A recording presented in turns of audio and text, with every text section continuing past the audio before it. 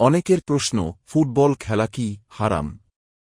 Football খেলা নিজে থেকে হারাম নয়, বরং শরীরচর্চা বা বিনোদন হিসেবে এটি জায়েজ। তবে কিছু শর্তাবলী লঙ্ঘন করলে এটি হারাম বা গুনাহে পরিণত হতে পারে।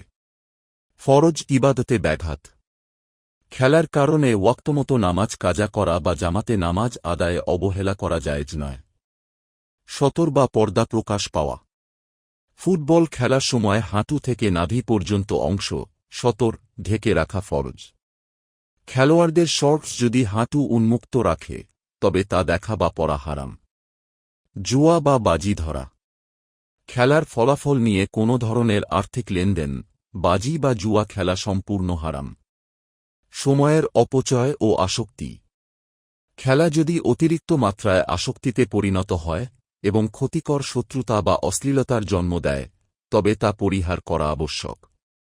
তবে বর্তমান সময়ে বিশ্বকাপ ফুটবলে বেশিরভাগ খেলোয়াড়রা হাঁটুর উপর কাপড় উঠানো প্যান্ট পরেন। তাতে সতর খোলা হয়ে যায়। এ অবস্থায় খেলা যেমন হারাম তেমন খেলা দেখাও হারাম। আসুন আমরা হালাল হারাম মেনে চলি।